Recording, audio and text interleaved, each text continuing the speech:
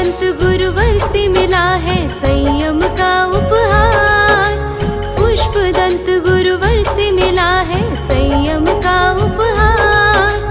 ऐसे प्रमुख गुरु चरणों में वंदन बारंबार। आया है महामहोत्सव रजत दीक्षा का उत्सव। आया है महामहोत्सव रजत दीक्षा का उत्सव।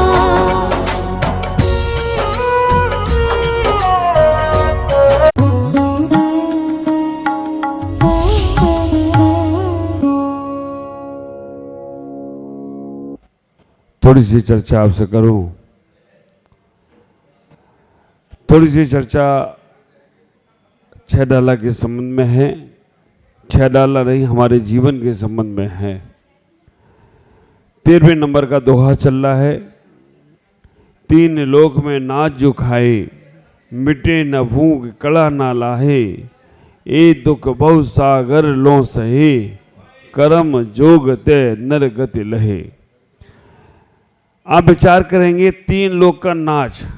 कभी कभी हम लोग बोलते हैं ना, मुझे तुम पर बहुत नाज है ना। ये नाज है या अनाज है ना। बोलते हैं मुझे तुम पर बहुत नाच है। तो संसार में ऐसे कार्य करो जिस पे लोग तुम पे नाच करें, और नाच वाला कोई काम नहीं किया तो फिर अनाज के लिए तरसोगे। नरक के अंदर हमें इतनी भूख लगती है, नरक के अंदर हमारी व्यवस्थाएं सारी की सारी डगमगा जाती हैं, क्योंकि हमने वहां जाने के लिए यही व्यवस्था गड़बड़ कर रखी है। आप विचार करके रखना, वहां कुछ भी अलग से नहीं मिल रहा है। जो हम यहां कर रहे हैं वही वहां मिल रहा है। हमने यहां पर अनाज की कीमत नहीं समझी, हमने यहां पर उस भोजन की कीमत नहीं समझी। हम शादी विवाह में गए, हम पार्टियों में गए, हमने भोजन करना तो थोड़ा सा था, बाकी का फेंक दिया। थाली में भर भर कर ले लेते हैं, पता नहीं दोबारा मिलेगा कि नहीं मिलेगा। आप ख्याल करो, कभी विचार करना, दिगंबर साधु कर पात्र में हाल लेते हैं। क्यों लेते हैं? क्योंकि जितना हो उतना ही व्यवस्थित हो जाए। और आश्चर्य की बात है, कर पात्र में आहार लेने के बाद भी अगर कहीं वहाँ पर बाल आ जाता है या जीव जंतु आ जाता है तो कर पात्र का भी छूटता है और मुख का भी छूटता है। और इतना जो अनाज छोड़ा उन्होंने, उसका भी वो प्रायश्चित लेते हैं। अब विचार करना, एक तो हमारा अंतराय आ गया, एक तो जीव जंतु आ गए, एक तो उसमें चींटी आ गई, मक्खी मच्छर आ गए या कोई भी आ गए, तो भोजन तो छोड़ना ही है, लेकिन उतने जीवों का प्रायश्चित भी करना है कि भगवान मेरे कारण से जीव हिंसा हो गई और मेरे कारण से इतना अनाज व्यर्थ चला गया। ख्याल करो, हमको वो दिन याद हैं बचपन के। शाम को रोटी या पराठे बच जाए तो सुबह उसमें घी तेल लगाकर नमक मिर्च डालकर बीड़ी बनाकर दे देते थे, चाय के साथ खा लेना बेटा, व्यर्थ नहीं जाना था अनाज।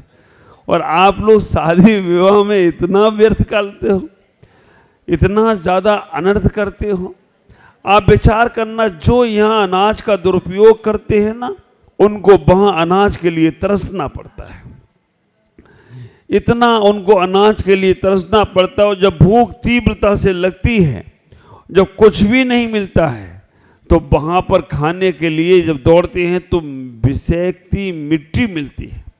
और इतनी विषाक्त मिट्टी है कि आप विचार करके देखना, सड़े हुए कुत्ते की बदबू जो आती है उससे लाख गुना सड़ी हुई बदबू आती है।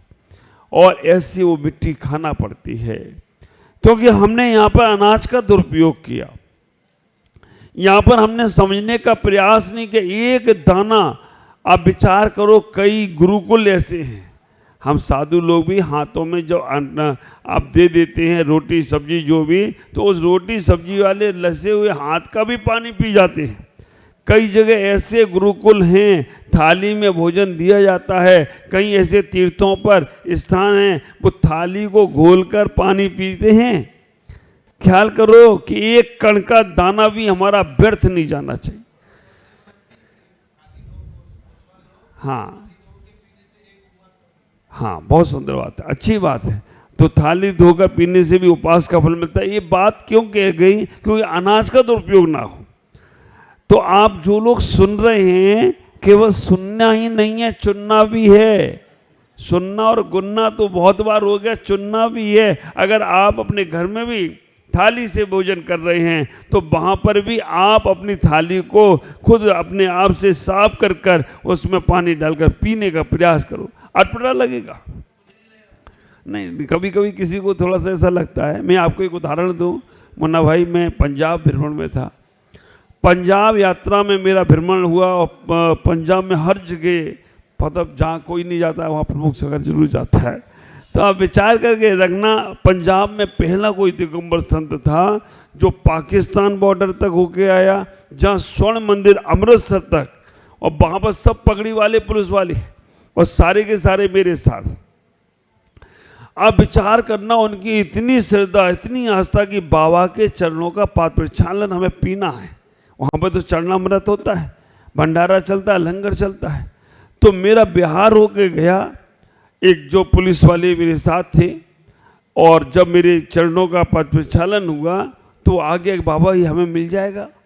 मैंने कहा ये लगाने के लिए ले रहा होगा। मैंने सोचा कि लेगा, लगाएगा, करेगा, लेकिन उसने वो चरण लिया और पीने लग गया। अरे मैंने कहा मैं साफ पानी का दे देता हूँ, साफ पात्र प्रक्षालन कर देता हूँ, उसको तुम ले लो। बोला ना बाबा, असली आनंद तो इसी धूल वाले पानी में है। और उसने पिया। अलग अटपटा लगता है, लेकिन हमें इतना विचार करना है। हम आपसे वो नहीं कह रहे कि आप ऐसा करना, आपसे ये कह रहे कि आपके घर में जो भोजन जिस थाली में आप कर रहे हो उसमें भी एक कड़वी खाली छोड़ना नहीं। आप विचार करो, ये महिलाएं जब चौके के बर्तन साफ करती हैं तो आप विचार करना, ये तो बिल्कुल साफ करके उसमें से एक भी दाना नहीं छोड़ती, पूरा साफ करके व्यवस्थित करके उसे उपयोग में करती हैं। और जो थोड़ी आजकल की नई बहुएं हो गई हैं, हाँ, उनको कोई मतलब नहीं है। तुम्हारा अनाज खराब हो, तुम्हारा चौके में शाम के समय अगर झूठे बर्तन हैं और मांजे नहीं गए, समझ लेना बहुत जल्दी दरिद्रता उस घर में आ जाएगी। हमारे को बैठते हो शाम को 5 बजे 6 बजे तक हमारे सारे बर्तन मच जाना चाहिए, लेकिन जिन घरों में रात्रि में हमारे चौके बर्तन झूठे रहते हैं तो वहाँ दरिद्रता आती है। आप ख्याल करो, नरकों के अंदर हमने इतनी भूख और इतनी पीड़ाओं को सहन किया, वो कारण केवल यही बना। अब वहाँ पर जब विषाक्त मिट्टी मिलती है तो क्यों? क्योंकि हमने यहाँ अभक्ष खाया, यहाँ पर अभक्ष भोजन किया। आप विचार करना, एक दिन का उपवास कर लेना, लेकिन अभक्ष भोजन मुंह में डालने की कोशिश मत करना। आप अपने जीवन में बिना पानी पिए रह जाना, लेकिन अपन पानी को अनछना नहीं पीना। नहीं तो वहाँ जब प्यास लगती है तो खून पिलाया जाता है, और भूख लगती है तो तुम्हारा ही मांस काट के खिलाया जाता है। ख्याल करो, हम यहाँ पर जीव रहित और जीव सहित जीवों की पहचान ही नहीं कर पा रहे, किस में जीव हैं और किस में नहीं हैं। हमारे घरों में अनाज भर के रखा हुआ है, सड़ गया है, उसमें कीड़े पड़ गए हैं, गेहूँ गुन गए हैं, चना गुन गए हैं, हमें देखने की ज़रूरत नहीं है। और वैसे ही गेहूँ और चने हमने मिक्सी में पीस दिए, वैसे ही उनका आटा बनवा लिया। एक बार सद श्रावक उन गेहूँ पिसवाने के पहले भी देखता है, बाजार का आटा साक्षात हिंसा है।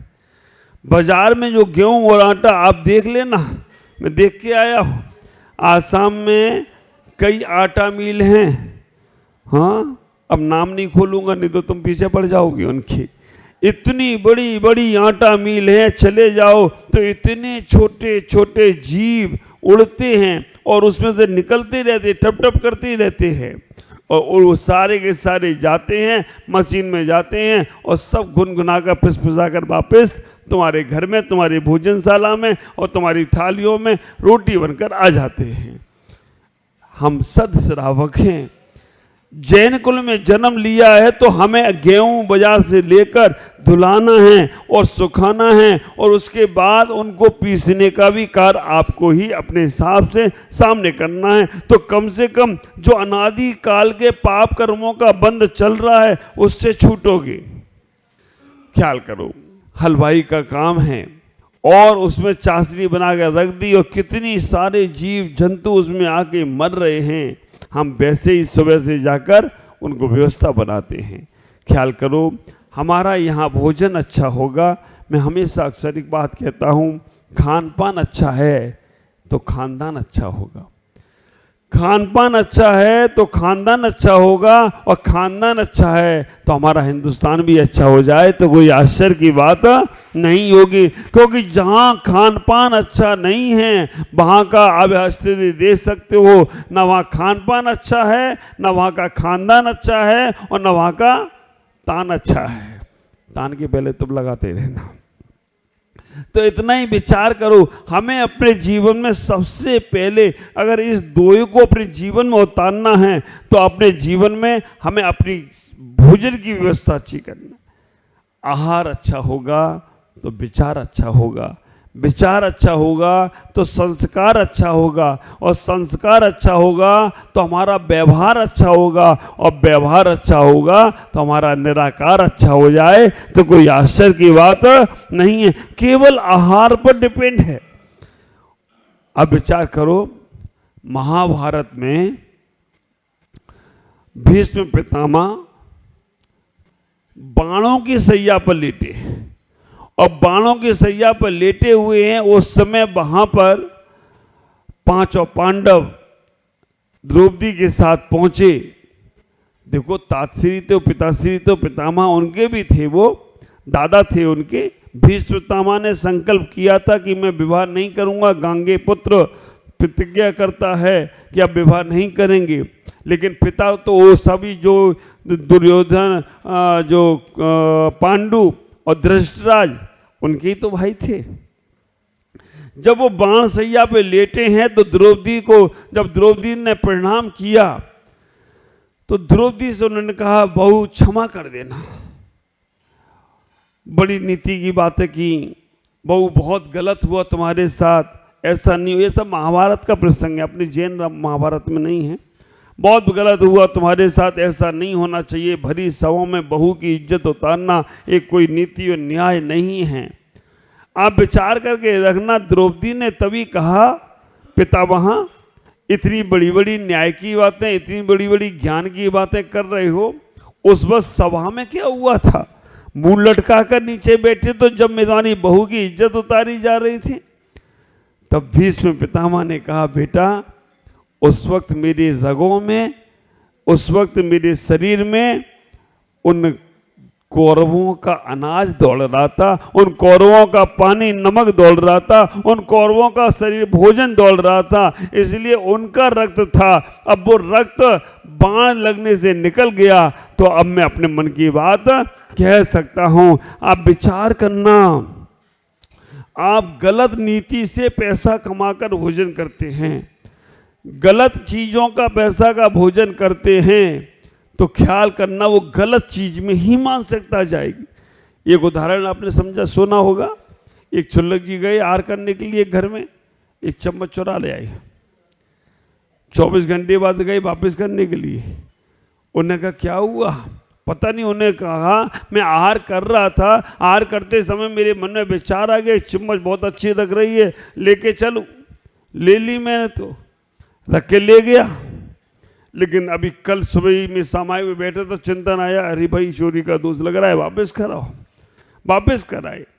उन्होंने पूछा गुरुजी से अपने कि भाई ऐसा हुआ क्यों? उन्होंने श्रावक को बुलाया। श्रावक से पूछा कि कल जो तुमने आहार बनाया तो वो सामान कहाँ से लाए थे? उन्होंने कहा गुरु महाराज मैं सही बात बताऊं तो मेरे पास तो इतना पैसा था नहीं, चौका लगाना था, और मेरे पास सामान नहीं था। मैं तो किसी का रखा था सामान, उठा के ले आया, चोरी करके ले आया और चोरी करके आहार दे दिया। चावल उठा के कहीं से ले आया था, उसके रखे थे, उसे बताया नहीं, चुपचाप से लाके बना दिए। चोरी का, पैसे का आहार देने से भी साधु के मन में वैसे ही परिणाम आते हैं। अच्छा, शांति सागर से पूछा, महाराज आप इतनी साधना करते हो। सुधीर भाई बहुत प्यारी बात है। उन्होंने कहा कि आप इतनी साधना करते हो, आप अभी मोक्ष क्यों नहीं जा पा रहे हो ये पंचम काल में? उन्होंने कहा साधना में कोई कमी नहीं है। पहले की जो साधना थी, सालों वर्षों करते थे, उतनी आज एक दिन में हमारी साधना से कर्म निर्जा होती है। पहले का सेनन अलग था, आज के सेनन में इतनी साधना करना बहुत बड़ी बात है, क्योंकि पंचम काल चल रहा है। चौथे काल में सेनन भी था, वातावरण भी था, आज सेनन भी नहीं है, वातावरण भी नहीं है। उन्होंने पूछा फिर आपको अभी मोक्ष क्यों नहीं हो रहा है? उन्होंने बहुत प्यारी बात बोली। आचार्य शांति सागर ने कहा कि वो हम मोक्ष क्यों नहीं जा पा रहे हैं, हम उतनी विशुद्धि क्यों नहीं कर पा रहे हैं? कारण उसका ये है कि तुम लोगों के घर में भोजन करता हूँ, तुम्हारा शुद्ध भोजन नहीं है, शुद्ध विचार नहीं है, शुद्ध मन नहीं है, तो हमारा शुद्ध मन कैसे बनेगा, हमारा शुद्ध विचार कैसे बनेगा? ख्याल करो, बहुत अहोभाव से साधु को आहार कराओ और एक ही विचार मन में हमेशा लेकर आओ कि ये आहार भी इनके रत्नात्रय में कारण बने, इनके आत्म साधना में कारण बने, इनके जीवन की उपलब्धियों में कारण बनता चला जाए। इतना ही कहूँगा कि आप लोग अपने जीवन को अभक्ष खाने से बचाने का प्रयास करो। कोई भी वस्तु आप अगर मिक्सी में पीस रहे हो या कहीं भी आप तला में रहे हो या कुछ भी कर रहे हो, वहाँ पर जीव जंतु देख कर करो। ये गृहिणियों का काम है, महिलाओं का काम है। लेकिन पुरुष वर्ग भी अगर उनने गोदाम में सामान रखा है, बड़े बड़े वेयर हाउस बनाए हैं और उनमें सामान रखा है, जीव जंतु अगर उत्पन्न हो रहे हैं, तो हमें थोड़ा सा बचने का प्रयास करो। पहले से ही ऐसी कोई व्यवस्था बनाओ जिससे जीव जंतु हो नहीं। अगर हो गए हैं तो उस अनाज को मत बेचो, उस अनाज के लिए अपन सावधान हो, नहीं तो वो कीड़े जो मरेंगे उसका पाप हमें जरूर लगेगा। इतना और त्रस्त जीव होते हैं, एक इंद्री दो इंद्री वाले जीव नहीं है, वो सारे 3 इंद्री 4 इंद्री 5 इंद्री तक के जीव उत्पन्न हो जाते हैं। बहुत सारी बातें हैं, ज़्यादा डिक्लेयर करूँगा तो आपका उठना बैठना बोलना चालना सब बंद हो जाएगा। इसलिए मोटा मोटी देख लो कि जितने में तुम बच सकते हो, आँखों देखी हिंसाएं मत हो, ऐसा तुम्हारे मन में विचार आ जाएगा तो आपका उस नरकों में जाकर ये पीड़ाओं को सहन नहीं करना पड़ेगा। अन्यथा नरकों में तुम्हारे साथ हमारे साथ जो जीव भी संसार में आया है, ये सारे कष्टों को भोग कर आया है। अब बार बार उस कष्टों को नहीं भोगना है तो अपने जीवन को संभालने का प्रयास करें। ओम नमः जय गुरुदेव।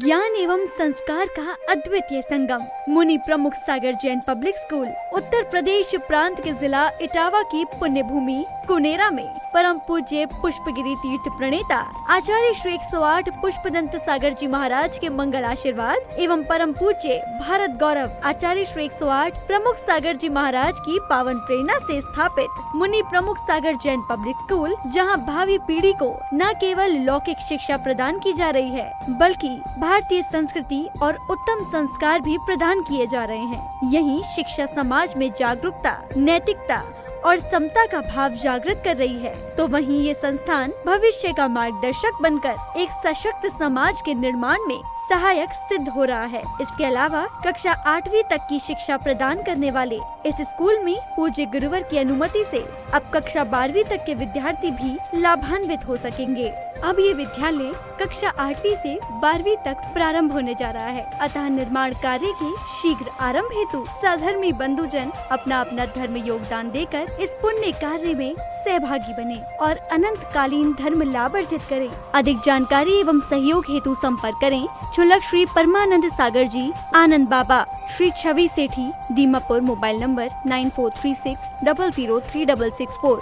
Shri Rajesh Elani, Dimapur, mobile number 9346666666। Sangeeta Jain, Etawah, mobile number 9897795058। Shri Mithun Jain, Etawah, mobile number 7300726318 एवं 9411989700। बैंक डिटेल्स: बैंक का नाम बंधन बैंक, खाता संख्या 1022000048325668, IFSC कोड BDBL 002101। खाता नाम श्री दिगंबर जैन आचार्य प्रमुख सागर सेवा ट्रस्ट।